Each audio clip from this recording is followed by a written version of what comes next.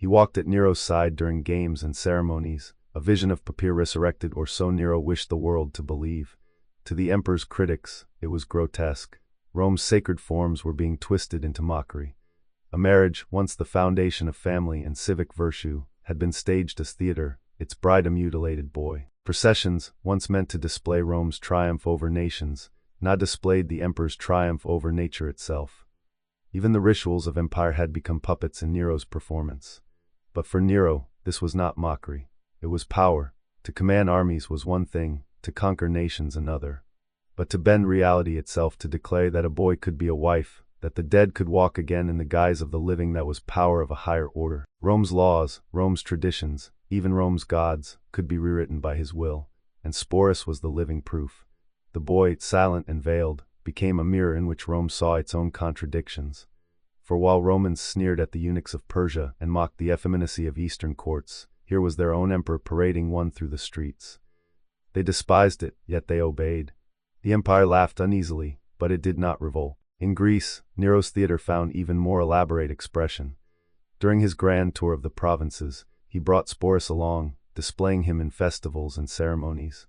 The boy was seated in gilded carriages, shaded by canopies of purple, jewels glittering in the Mediterranean sun. Crowds, curious and cautious, cheered as they were expected to. To resist was dangerous, to laugh was safer. And so the fiction spread. Sporus was Empress, Sporus was Sabina reborn, Sporus was whatever Nero declared him to be, but beneath the surface, unease grew. Senators gritted their teeth. Rome's traditions, already stretched thin by years of scandal, seemed to dissolve entirely. First an emperor had killed his mother, then his wife, now he paraded a eunuch in her place. What boundary remained? In Sporus' presence, the empire's identity cracked. Rome had always defined itself against the other. Against Carthage, against the Gauls, against the soft luxuries of the East. Masculinity, discipline, self-control, these were Roman virtues, contrasted with the decadence of foreign kings. But now, the foreign had entered the heart of empire. The figure Rome mocked had become its empress, the satire of the East had become Roman reality. And so, what began as grief twisted into parry. Nero's attempt to resurrect Poppy in the body of a boy instead revealed something profound about imperial power, that it was theater, always theater.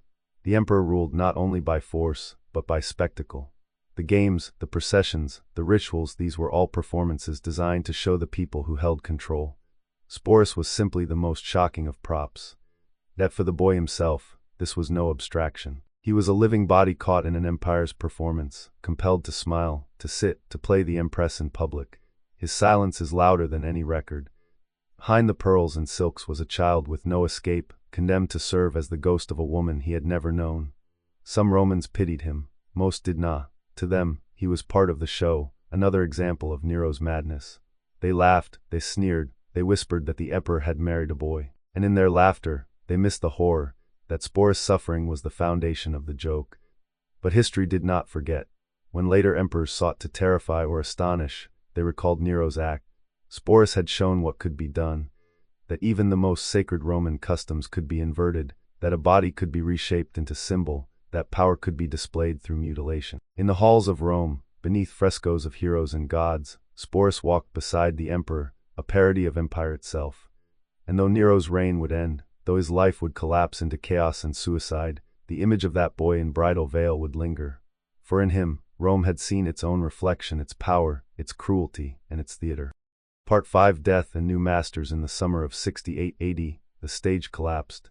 Nero, once the master of Rome's theater, found himself cornered. The Senate had declared him a public enemy. Governors and generals abandoned him. Even the Praetorian Guard, bought for years with bribes and spectacle, turned its back. The boy who had been paraded as an empress now watched his master unravel. In those last days, Nero wandered his gardens in despair, clutching at omens, muttering that Rome would one day long for him. Sporus was still at his side. When the emperor prepared his suicide, he dressed the boy in mourning garb, calling him "my Sabina" one final time. Nero wept as though losing his wife anew. Then, with the Praetorians closing in, he drove a dagger into his throat. His slave finished the act. The emperor of spectacle was gone. But Sporus remained. And here lies one of the strangest turns in his story. Though Nero was dead, Sporus did not vanish into obscurity. He did not retreat from the public eye, nor was he quietly set aside. Instead, he passed from master to master, as though his body still carried value, still carried meaning. The first was Otho. Once a companion and rival of Nero, Otho seized power briefly in the chaos of 69 AD, the year of the four emperors. He took Sporus into his household, treating him not as a discarded relic but as a prize. Perhaps Otho saw in the boy a reflection of Nero, whose memory he sought to claim. Perhaps Sporus himself, trained for years to play the role of empress, was simply too convenient a symbol to ignore. Whatever the motive, the boy was once again placed at the side of a ruler, once again paraded as though his mutilation still spoke of imperial power. Otho's reign lasted only months. Defeated in battle, he killed himself, leaving Sporus once again in limbo, an object of possession, waiting for another master. That master was Vitellius, crude, indulgent, and despised by the Senate. Vitellius wielded Sporus in a different way. Where Nero had made him a parody of marriage, Vitellius sought to make him a parody of myth. According to the sources, he planned to dress Sporus as Persephone, the maiden of the underworld, and stage his public violation by the emperor himself, an obscene theater of rape and domination. It is hard to know how far this plan went. Some claim it was only spoken of, others that the preparations had already begun. What is certain is that Sporus did not wait to find out. Faced with the prospect of yet another humiliation, another grotesque performance before the Roman people, he chose his own end. He killed himself by poison, or by blade. The sources do not agree. What they agree upon is that he was still young, still veiled in the role that had been forced upon him, and that his death was quieter than his life had been. No torches blazed, no senators watch. Only a boy, mutilated by one emperor, humiliated by others, finally seizing the only freedom left to him. Sporus' end was not a rebellion, not a cry against Rome. It was a whisper. But in that whisper lies a truth sharper than any satire. That beneath the grotesque theater of power stood real human suffering, real bodies broken by the will of emperors. For Nero, Sporus had been a substitute wife. For Otho, a token of legitimacy. For Vitellius, a prop in obscene spectacle. At no point was he allowed to be simply a boy. His body was always theater, always symbol, always tool. And so, with his suicide, his story closes. But the pattern it revealed, the imperial use of mutilated bodies as instruments of power, did not die with him. It lingered in Rome's imagination, waiting for other emperors to exploit. Later rulers would not forget the lesson of Sporus. Domitian, Commodus, Elagabalus, all would draw upon the same disturbing script, the emperor reshaping human bodies to project power, to terrify, to shock.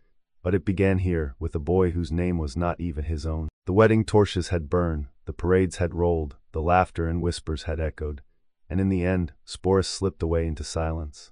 A silence that speaks more than any performance. Part 6. The knife becomes symbol. In Rome, knives were everywhere. In kitchens, they carved bread. In workshops, they cut leather. On battlefields, they pierced flesh. Yet the knife that fell upon Sporus was not a soldier's weapon, nor a craftsman's tool. It was an instrument of ritual, a surgeon's blade, a priest's sacrifice, a boundary crossed. To castrate was to unmake, to take from a body its capacity for one life and force it into another. Among the Romans, it was an act associated with others, never with themselves. The eunuchs of Persia, the priests of Cybele in Asia Minor, the effeminate courtiers of Eastern kings. Rome prided itself on being different, on being harder, sterner, more masculine. The mutilated body belonged to the foreigner, never to the citizen, never to the emperor's household. And yet, under Nero, the knife entered Rome itself. It carved not only flesh, but identity. It made Sporus into an empress, against his will. This is why the story lingered. Not because of the boy himself, though his suffering is unforgettable, but because Rome saw in him a mirror of its own hypocrisy. A state that mocked foreign effeminacy now paraded a eunuch through its streets. A culture that worshipped virility now crowned a castrated child as its empress. A people that feared the dissolving softness of the East now bent its laws, its rituals, its marriages into an Eastern parody. The knife became a symbol, not just of Nero's cruelty, but of imperial power itself. For the empire was always about transformation. Conquered peoples became Romans. Gods of the provinces were renamed and absorbed into the pantheon. Barbarian soldiers became legionaries. Foreign luxuries became Roman fashions. Empire was the art of taking what was other and making it Roman. Sporus' mutilation was only the most brutal version of this same act. His body was conquered, remade, repurposed not for his own sake, but for the sake of spectacle. And that is why later emperors remembered. Sporus haunted the imperial imagination, not as an individual, but as a precedent, a reminder that the emperor could unmake and remake reality itself, that the body could be theater, that tradition could be inverted, mocked, or rewritten. Domitian, decades later, staged his own grotesqueries with children and women. Commodus paraded himself as Hercules reborn, blurring the line between human and god. Elagabalus, the boy emperor from Syria, surrounded himself with eunuchs, painted his eyes, and declared he would take a husband. Each, in some way, walked the path first cut by Nero's knife. And always, behind their scandals, the name of Sporus flickered, mocked, whispered, remembered. For historians, the figure of Sporus is both elusive and unavoidable. We do not know his birth name. We do not know his family. We do not even know his precise age. He comes to us only through the sneers of Roman writers, who laughed at his fate, who treated his mutilation as comedy. He appears in their works not as a person, but as an anecdote, a footnote to Nero's madness. But perhaps that is the point. Sporus is remembered because he was not remembered as himself. He was the shadow, the symbol, the body upon which Rome projected its anxieties. And so, when we think of him, we must think also of Rome itself, a society that claimed to despise the very thing it enacted, that mocked Eastern effeminacy even as it embraced it, that laughed at mutilation even as it depended upon it for its emperor's spectacle. The knife, then, was more than steel. It was the empire's own hand, reshaping reality. And yet, there is a darker, for beneath the symbol was still a boy. A child whose life was carved away, whose body was taken from him, whose silence echoes through history. To speak of Sporus only as a metaphor is to repeat Rome's cruelty to use him once more as a symbol, and to forget the person he was. Perhaps that is why his story unsettles even now. Because it forces us to look at empire not as marble and triumphs, but as flesh and blood. It asks us to see that behind the performances of power are always bodies broken to make the theater work. The knife that unmade Sporus was not unique. Rome used knives in every conquest, every crucifixion, every punishment in the arena. But his cut was remembered because it revealed the logic of power more clearly than any battle. The empire was built on transformation, and sometimes transformation required mutilation. In the end, the boy is gone, knife is gone, Nero is gone. But the symbol remains. Every time we read of emperors twisting ritual, of rulers bending truth, of power reshaping bodies and identities, the shadow of Sporus is there. The child in bridal veil, the empress who never was, the laughter of Rome masking a scream. This is why the knife lingers in memory. Not as iron, but as symbol. Not as tool, but as empire.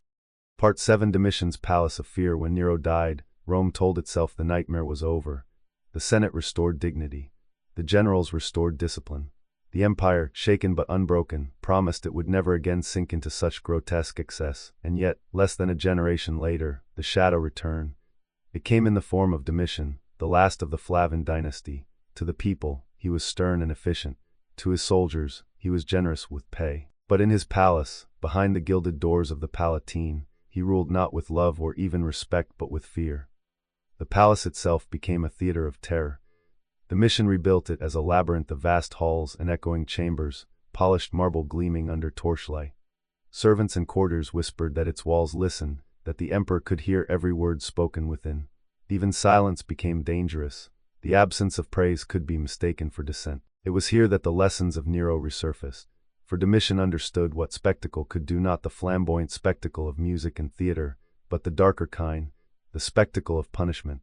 Where Nero had paraded Sporus as a parody of empire, Domitian paraded terror itself. He staged the executions of senators. He invited men to dinner and ordered their deaths before the meal ended.